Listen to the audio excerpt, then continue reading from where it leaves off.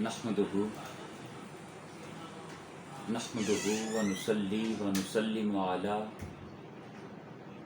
سيدنا وشفينا وحبيبنا محمد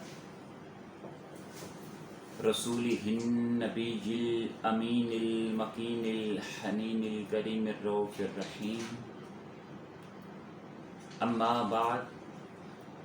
فأعوذ بالله من الشيطان الرجيم. بسم الله الرحمن الرحيم. الف لام میم ذلك الكتاب لا ريب فيه هدى للمتقين الذين يؤمنون بالغيب ويقيمون الصلاة ومما رزقناهم ينفقون والذين يؤمنون بما أنزل إليك وما أنزل من قبلك وبالآخرة هم يوقنون. صدق اللہ مولانا العظیم. معزز سامعین و ناظرین، بحمدہ تعالی مرکزی نظامت دعوت تحریک منہاج القرآن کے زیر اہتمام دروس عرفان القرآن کی ایک نشست میں ہم حاضر ہیں، جس میں آج کی ہماری اس نشست کا موضوع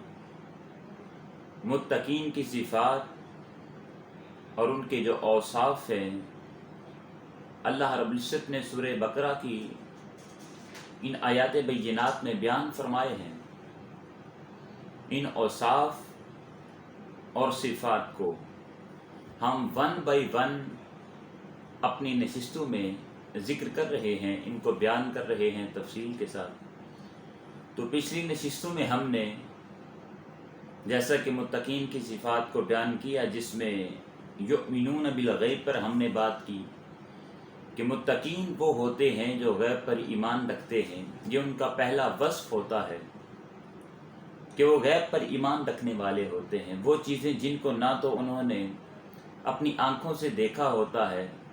نہ کانوں سے سنا ہوتا ہے، نہ محسوس کیا ہوتا ہے، اور اسی طرح ان کی عقل بھی اس بات پر راضی نہیں ہوتی، ایکسیپٹ نہیں کرتی، لیکن اس کے باوجود بھی وہ اس بات پر اور اس غیب پر ایمان رکھتے ہیں، فقط اس بنیاد پر، اس بنا پر کہ اس بات کو خالق کائنات اور حضور نبی کریم صلی اللہ علیہ وآلہ وسلم نے بیان فرمایا ہے. اللہ رب العزت نے اس کو یا تو قرآن کریم میں بیان فرما دیا یا حضور نبی کریم صلی اللہ علیہ وآلہ وسلم نے اس کو حدیث مبارکہ میں بیان کر دیا. تو اب ہم پھر اس میں جو غیب پر ایمان رکھتے ہیں وہ فقط آقا علیہ الصلوۃ والسلام اور اللہ رب العزت کے اس بیان کی روشنی میں ایمان رکھتے ہیں. دوسری جو بات تھی وہ یقیمون الصلاۃ، نماز قائم کرنا. تو یہ بھی متقین کا وصف ہے، ان کی ایک صفت ہے کہ وہ نماز قائم کرنے والے ہوتے ہیں، نماز کے انکاری نہیں ہوتے، نمازوں کے اندر ناغہ کرنے والے نہیں ہوتے، بلکہ بلا ناغہ اہتمام کے ساتھ اللہ رب العزت کے ہاں سر بسجود ہوتے ہیں، نماز قائم کرتے ہیں. وَمِمَّا رَزَقْنَاهُمْ يُنْفِقُونَ. اور جو تیسرا ان کا وصف ہے، تیسری صفت ہے، وہ یہ ہے کہ وہ اللہ کی راہ میں خرچ کرنے والے ہوتے ہیں. جتنا بھی اللہ رب العزت نے ان کو عطا فرمایا ہوتا ہے وہ اس میں سے اللہ کی بارگاہ میں خرچ کرتے رہتے ہیں، اللہ کی راہ میں دیتے رہتے ہیں. ان کے پاس کھانے کے لیے موجود ہو یا نہ ہو، لیکن اگر ان کے در پر کوئی سائل آ جائے تو اس کو پھر خالی واپس نہیں لوٹاتے، بلکہ اس کے دامن میں، اس کی جولی میں کچھ نہ کچھ ڈال کر ہی واپس لوٹاتے ہیں. یہ تین وصف ہم نے پہلے بیان کی. اب آج چوتھا وصف جو ہے متقین کا، اور چوتھی صفت جو ہے متقین کی، اس کو آج کی اس نشست میں ہم آپ کے سامنے بیان کرنے کی سعادت حاصل کریں گے.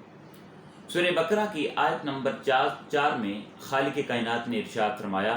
وَالَّذِينَ يُؤْمِنُونَ بِمَا أُنزِلَ إِلَيْكَ وَمَا أُنزِلَ مِن قَبْلِكَ وَبِالْآخِرَةِ هُمْ يُوقِنُونَ. اور وہ لوگ جو آپ کی طرف نازل کیا گیا اور جو آپ سے پہلے نازل کیا گیا اس سب پر ایمان رکھتے ہیں، اور وہ آخرت پر بھی کامل یقین اور ایمان رکھتے ہیں. اب اس میں سے فقط ہم پہلا جو حصہ ہے آیت کریمہ کا اس پر گفتگو کریں گے ارشاد فرمایا والذین یؤمنون بما انزل الیک، وہ لوگ اس پر ایمان رکھتے ہیں جو آپ پر نازل کیا گیا، آپ پر اتارا گیا۔ اب مفسرین جو ہیں وہ اس آیت کریمہ کی روشنی میں بیان کرتے ہیں کہ اس سے مراد یہ ہے کہ جو آپ کی طرف اتارا گیا اس سے مراد قرآن کریم ہے اور سنت مبارکہ ہے، آقا علیہ السلام کی حدیث مبارکہ ہے۔ آپ پر اتارا گیا یعنی قرآن کریم اتارا گیا۔ تو اب ہم دیکھتے ہیں کہ متقین جو ہیں اس قرآن کریم پر ایمان رکھتے ہیں، اس کو مانتے ہیں، تو یہ قرآن کریم جو ہے دراصل اپنے اندر کن کن خزانوں کو چھپائے ہوئے ہیں۔ قرآن کریم کی اہمیت کیا ہے، اس کی فضیلت کیا ہے؟ اگر اس کی اہمیت پر بات بیان کی جائے، گفتگو کی جائے، تو دوسری آیت کریمہ سورہ بقرہ کی جو ہے اس میں خالق کائنات نے ارشاد فرمایا ذالک الکتاب لا ریب فیہ، یہ وہ کتاب ہے کہ جس میں کسی قسم کا شک نہیں ہے، کسی قسم کا شبہ نہیں ہے، بلکہ یہ تمام شکوک و شبہات سے پاک کتاب ہے جو خالق کائنات نے حضرت محمد مصطفیٰ صلی اللہ علیہ وآلہ وسلم پر نازل فرمائی ہے۔ ذالک الکتاب لا ریب فیہ، اس میں کسی قسم کا کوئی شک نہیں ہے۔ اور اسی طرح خالق کائنات نے دشمنان اسلام کو اور اسی طرح کفار کو، مشرکین کو، ان لوگوں کو چیلنج دیا جو لوگ کہتے تھے کہ یہ قرآن کریم جو ہے یہ فقط شاعرانہ کلام ہے، یہ کسی شاعر کا کلام ہے، لہٰذا اللہ رب العزت کی طرف سے یہ نازل نہیں کیا گیا۔ تو اس پر خالق کائنات نے سورہ بقرہ کی آیت نمبر 23 میں ان کو کھلا چیلنج دیا، ارشاد فرمایا وَإِن كُنتُمْ فِي رَيْبٍ مِّمَّا نَزَّلْنَا عَلَىٰ عَبْدِنَا فَأْتُوا بِسُورَةٍ مِّن مِّثْلِهِ۔ قرآن کریم کا یہ چیلنج ہے، اگر تم اس قرآن کریم کے اندر شک کرتے ہو، شبہ کرتے ہو کہ یہ کسی شاعر کا کلام ہے اور اللہ رب العزت کا کلام نہیں ہے اور نہ ہی آقا علیہ السلام کے قلب اطہر پر نازل ہوا ہے، تو قرآن نے ان کو چیلنج کر دیا کیا ان کنتم فی ریب مما نزلنا علی عبدنا فاتوا بسورہ، اگر تم اس میں شک کرتے ہو، شبہ کرتے ہو، تو ہاں تمہیں قرآن کا یہ چیلنج ہے کہ قرآن کی ایک سورت کی مثل ہی کوئی سورت لے آؤ۔ قرآن کی جتنی بھی صورتیں ہیں، قرآن کا یہ چیلنج ہے کہ ان صورتوں میں سے فقط ایک صورت کی مثل تم کوئی دوسری صورت لے آؤ۔ تو دوستان ذی وقار یاد رکھیے، کفار و مشرکین وہ تو زمانے نبوی میں تھے جنہوں نے یہ اعتراض کیا اور شک کیا، شبہ کیا، لیکن قرآن کا یہ چیلنج جو ہے وہ اس وقت بھی وہ کفار اور مشرکین کے منہ بند ہو گئے، اور آج بھی کوئی شخص اس چیلنج کو قبول نہیں کر سکتا، اور قیامت تک کسی کی جرت نہیں ہے کہ قرآن کریم کی جو صورتیں ہیں ان میں سے فقط ایک صورت جو چھوٹی سب سے صورت ہے اس صورت کی مثل ہی کوئی صورت لے آئیں۔ قرآن کا چیلنج آج بھی برقرار ہے۔ آگے خالق کائنات نے ارشاد فرمایا وَادْعُوا شُهَدَاءَكُم مِّن دُونِ اللَّهِ إِن كُنتُمْ صَادِقِينَ، ارشاد فرمایا وَادْعُوا شُهَدَاءَكُم، تم اپنے مددگاروں کو بھی بلا لو، اپنے مددگاروں کو بھی بلاؤ جو تمہارے مدد کریں اس قرآن کریم کی تحریر کرنے میں، یا اگر تم اس کی کوئی مثل لانا چاہتے ہو، کسی صورت کی مثل لانا چاہتے ہو، تو پھر اپنے مددگاروں کو بھی بلا لو جو جو شک کرنے والے ہیں، شبہ کرنے والے ہیں قرآن کریم کے خلاف متعلق، تو ان سب کو تم بلا لو اور سب مل کر بیٹھ کر قرآن کی کوئی مثل لے آؤ۔ تو یہ چیلنج آج بھی برقرار ہے، کوئی شخص بھی اس چیلنج کو قبول کرنے والا نہیں ہے، اور نہ ہی کسی کی جرت ہوئی کہ اس قرآن کے جتنے اچھے کلمات ہیں، جتنے اچھی آیات بینات ہیں، یہ صورتیں ہیں، ان حروف کی مثل کوئی کلمہ لے آئیں، کوئی حرف لے آئیں، یا اسی طرح کوئی صورت اور آیت لے آئیں۔ اسی طرح آگے اللہ رب العزت نے ارشاد فرمایا سورہ الاسراء کی آیت نمبر 80 میں ارشاد فرمایا قُلْ لَئِنِ اجْتَمَعَتِ الْإِنسُ وَالْجِنُّ عَلَىٰ أَن يَأْتُوا بِمِثْلِ هَٰذَا الْقُرْآنِ لَا يَأْتُونَ بِمِثْلِهِ وَلَوْ كَانَ بَعْضُهُمْ لِبَعْضٍ ظَهِيرًا۔ اسی طرح انسانوں کو بھی یہ چیلنج دیا اور جنوں کو بھی یہ چیلنج دیا کہ انسان بھی جمع ہو جائیں جن بھی جمع ہو جائیں کہ ہم اس قرآن کی مثل کوئی دوسرا قرآن لے آئیں، لا یاتون بمثلہ، تو اس قرآن کی مثل کوئی دوسرا قرآن نہیں لا سکتے، ولو کان بعضهم لبعض ظہیرا، بے شک وہ ایک دوسرے کے مددگار ہی کیوں نہ بن جائیں۔ تو اسی طرح 14 صدیاں گزر گئی، قرآن کا چیلنج آج بھی برقرار ہے، اور قیامت تک کوئی شخص بھی ایک چھوٹی سی صورت کی مثل بھی کوئی دوسری صورت نہیں لا سکتا۔ اسی طرح یہ قرآن کریم جو ہے، اس کی صورت کی مثل کوئی صورت کیوں نہیں لا سکتا، اس کی بھی وجہ ہے۔ اب دیکھیں، اگر تورات کا مطالعہ کیا جائے، انجیل کا مطالعہ کیا جائے، زبور کا مطالعہ کیا جائے، تو آپ جانتے ہیں کہ اس میں بعد میں آنے والے لوگوں نے اس کے اندر تحریف کر دی، تبدل کر دیا، تغیر کر دیا۔ جس بات کو وہ سمجھتے کہ یہ ہمارے لیے مشکل ہے، اس پر عمل کرنا مشکل ہے، تو وہ اس کو تبدیل کر دیتے تھے۔ یا اگر ان میں سے کوئی شخص جس کے پاس مال ہوتا، دولت ہوتی، وہ اگر کوئی مسئلہ پوچھتا تو اس کے لیے اس قرآن کریم کے اندر، یعنی اس میں انجیل کے اندر، تورات کے اندر، زبور کے اندر، جو پچھلی دوسری قرآن کریم کی مثل جو پہلی آسمانی کتابیں تھیں جو انبیاء کرام پر نازل ہوئی ہیں، تو ان میں وہ لوگ کیا کرتے، اس آیت کریمہ میں تحریف کر کے، تبدل کر کے، اس میں تبدیل کر کے، اس کو وہ جس کے پاس مال ہوتا، دولت ہوتا، اس کو وہ مسئلہ بتا دیتے۔ لیکن اگر کوئی غریب شخص مسئلہ پوچھتا تو اس کو ہو بہو وہی مسئلہ بتاتے جو مشکل ہوتا تھا، یا اس پر عمل کرنا اس زمانے کے لوگوں کے لیے تھوڑا سا مشکل ہوتا تھا۔ تو انہوں نے اس تورات کے اندر، زبور کے اندر یا انجیل کے اندر تحریف کر دی، اس میں تغیر اور تبدل کر دیا۔ لیکن قرآن کے اندر وہ تحریف کیوں نہ کر سکے، اور آج بھی کوئی شخص قرآن کے اندر تحریف کیوں نہیں کر سکتا، اس کے اندر کوئی تغیر اور تبدل کیوں نہیں کر سکتا؟ اس کی وجہ کیا ہے؟ وہ سورہ الحجر کی آیت نمبر 9 کے اندر خالق کائنات نے ارشاد فرمایا، اِنَّا نَحْنُ نَزَّلْنَا الذِّكْرَ وَإِنَّا لَهُ لَحَافِظُونَ۔ ارشاد فرمایا کہ یہ قرآن کریم ہم نے نازل فرمایا ہے،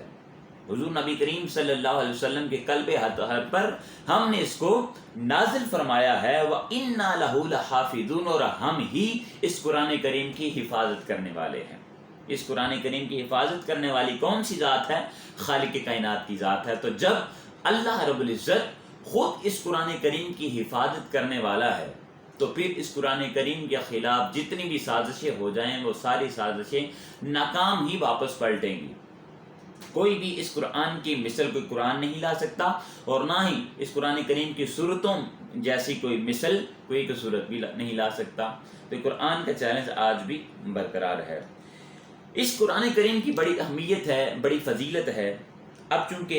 ہماری اس نشست میں تمام چیزیں آپ کے سامنے بیان کرنا ہمارے لیے ناممکن ہے، لیکن فقط ایک دو باتیں کر کے اجازت چاہتے ہیں۔ اسی طرح امام بہقی نے نقل کیا ہے کہ مامون بادشاہ کے ہاں ہر سال ایک مجلس علم منعقد ہوتی تھی۔ اس مجلس میں ایک دن ایک یہودی آیا جس کا چہرہ بڑا خوبصورت تھا، عمدہ لباس پہنا ہے، خوشبو لگائی ہے۔ جب مجلس ختم ہوئی تو مامون نے اس یہودی سے ملاقات کی اور کہا کہ تم اتنے خوبصورت ہو، تم ایسے کرو کہ تم اسلام قبول کر لو، دائرہ اسلام میں داخل ہو جاؤ، لیکن اس نے انکار کر دیا۔ اب اگلے سال جب وہ مجلس علم منعقد ہوئی تو اس میں وہ یہودی دوبارہ آیا، دیکھا کہ اس نے اسلام قبول کر لیا ہے۔ مامون نے پوچھا کہ کیا بات ہے، پہلے تم نے اسلام قبول نہیں کیا، میں نے کہا بھی تھا لیکن اسلام قبول نہیں کیا، اب تو نے اسلام قبول کر لیا ہے، کیا وجہ ہے، کیا ریزن ہے؟ تو اب وہ یہودی کہتا ہے کہ میں خطاط ہوں، میں خطاطی کرتا ہوں، تو تورات کے، زبور کے، انجیل کے نسخے میں اپنے ہاتھوں سے لکھ کر لوگوں میں تقسیم کرتا ہوں، یہ میرا پروفیشن ہے، میرا کام ہے، پیشہ ہے، یہ میں کام کرتا ہوں، میں خطاط ہوں۔ لیکن فعلمت ان ھذا کتاب محفوظ فکان ھذا سبب اسلامی، لیکن میں نے جانا کہ یہ قرآن کریم جو ہے یہ ایک کتاب محفوظ ہے، یہ محفوظ کتاب ہے، اس میں کسی قسم کا کوئی رد و بدل نہیں ہے، تحریف نہیں ہے، تغیر و تبدل نہیں ہے، جبکہ دوسری کتابیں جو ہیں ان میں بہت زیادہ تغیر ہے، تبدل ہے، لوگوں نے اس کی تحریف کر دی ہے۔ ایک انجیل کے نسخے میں کوئی بات پائی جا رہی ہے، دوسرے انجیل کے نسخے میں کوئی اور بات پائی جا رہی ہے، لیکن قرآن کریم کے اندر میں نے دیکھا کہ جو قرآن کریم ایک شخص کے پاس ہے وہی تمام لوگوں کے پاس ہے، یعنی اس میں نہ تو کوئی ایک حرف بھی تبدیل کر سکا، نہ زیر زبر پیش مد اس طرح کی بھی کوئی تبدیلی نہیں کر سکا۔ اس کی ریزن دوستان ذی وقار یہی ہے کہ اس کتاب کی حفاظت کرنے والی خود خالق کائنات کی ذات ذی وقار ہے، اور جس کتاب کا وارث بنایا وہ کتاب ہدایت بھی ہے۔ جیسے سورہ بقرہ کی آیت نمبر 185 میں ارشاد فرمایا شہر رمضان الذی انزل فیہ القرآن ھدی للناس، یہ قرآن کریم جو ہے اس کو رمضان المبارک کے مبارک مہینے میں اتارا گیا، نازل کیا گیا، ھدی للناس، اور یہ لوگوں کے لیے ہدایت ہے۔ جو لوگ بھی اس قرآن کریم سے ہدایت حاصل کرنا چاہیں وہ ہدایت حاصل کر سکتے ہیں۔ یہ قرآن کریم جو ہے یہ ہدایت فراہم کرنے والی کتاب ہے۔ اسی طرح سورہ نمل کی آیت نمبر 2 میں ارشاد فرمایا ھدی و بشریٰ للمؤمنین، قرآن ہدایت بھی ہے اور بشارت بھی ہے، خوشخبری بھی ہے مومنین کے لیے۔ حضور نبی کریم صلی اللہ علیہ وسلم نے ارشاد فرمایا علیکم بالقرآن فاتخذوہ اماما و قاعدہ، کنز العمال کے اندر یہ حدیث مبارکہ نقل ہے۔ ارشاد فرمایا یہ قرآن کریم جو ہے اس کو پکڑ لو، یعنی اس کی تعلیمات پر عمل کرو، فاتخذوہ اماما و قاعدہ، اور اس قرآن کریم کو ہی اپنا امام بناؤ اور اپنا قائد بناؤ۔ اسی طرح جامعیت قرآن اور اس کی علمی جو وسعت ہے اس پر اگر بات کی جائے تو کائنات کے سارے راز، سارے خزانے، ہر چیز کا علم قرآن کریم کے اندر خالق کائنات نے بیان فرما دیا ہے، قرآن کریم کے اندر پوشیدہ ہے۔ جیسا کہ سورہ نحل کی آیت نمبر 99 میں ارشاد فرمایا وَنَزَّلْنَا عَلَيْكَ الْكِتَابَ تِبْيَانًا لِكُلِّ شَيْءٍ وَهُدًى وَرَحْمَةً وَبُشْرًى لِلْمُسْلِمِينَ، کہ یہ قرآن کریم وہ کتاب ہے کہ جس کے اندر ہم نے ہر شے کو بیان کر دیا ہے، ہر چیز کا تذکرہ کر دیا ہے، ہر چیز کو بیان کر دیا ہے، تفصیل کے ساتھ اس قرآن کریم کے اندر نقل کر دیا ہے۔ اور آگے ارشاد فرمایا وَهُدًى وَرَحْمَةً، یہ قرآن کریم جو ہے یہ ہدایت بھی ہے جو ہدایت حاصل کرنا چاہیں، وَرَحْمَةً، اور رحمت بھی ہے جو اس قرآن کریم سے رحمت طلب کرنا چاہیں اس کو رحمت بھی عطا کی جائے گی۔ اور آگے ارشاد فرمایا وَبُشْرَىٰ لِلْمُسْلِمِينَ، اور مسلمانوں کے لیے یہ بشارت بھی ہے۔ یہ سورہ نحل کی آیت نمبر 89 کے اندر ارشاد فرمایا۔ اسی طرح سورہ بنی اسرائیل کی آیت نمبر 12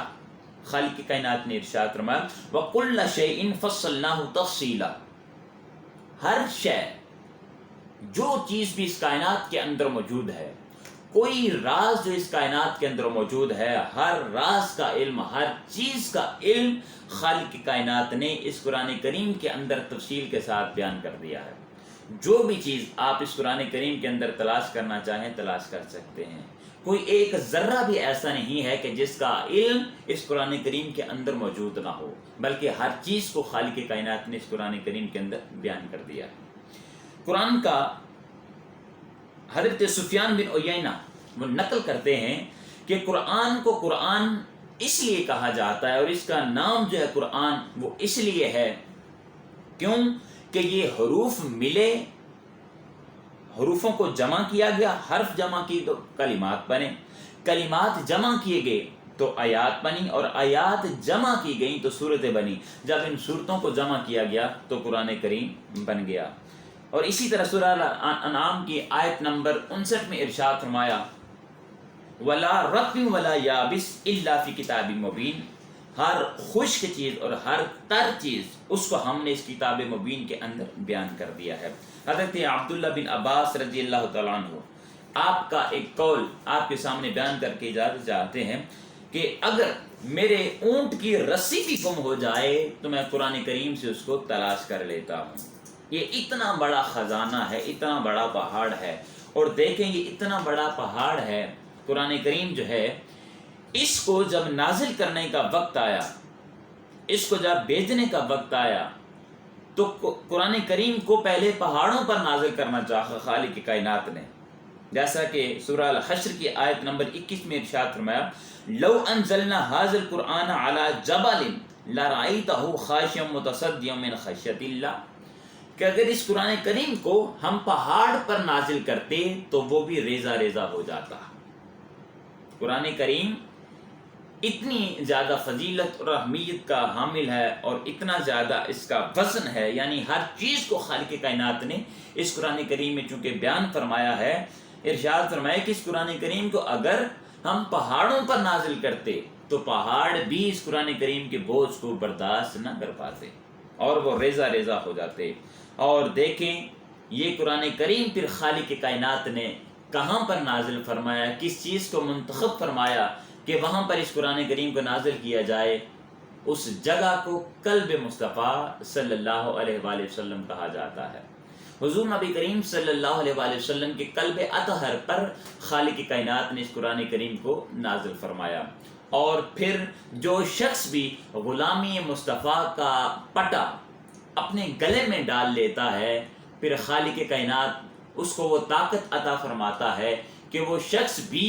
پھر اس قرآن کو حفظ کرنے کے لیے تیار ہو جاتا ہے، اور اس کے دل کو خالق کائنات اتنا مضبوط بنا دیتا ہے کہ وہ قرآن کریم کو اپنے دل کے اندر محفوظ کرنے کے قابل ہو جاتا ہے۔ تو معزز سامعین و ناظرین، آج کی اس نشست میں ہم نے متقین کی صفت اور وصف جو قرآن کریم ہے، یعنی وہ قرآن کریم پر ایمان رکھتے ہیں، ایمان لاتے ہیں اور قرآن کریم کی تعلیمات پر عمل کرتے ہیں، اس کو آج کی اس نشست میں ہم نے آپ کے سامنے بیان کرنے کی سعادت حاصل کی۔ خالق کائنات کی بارگاہ میں دعا کرتے ہیں اللہ رب العزت اس قرآن کریم کی تعلیمات پر ہمیں عمل کرنے کی توفیق عطا فرمائے۔ وما علینا الا البلاغ المبین۔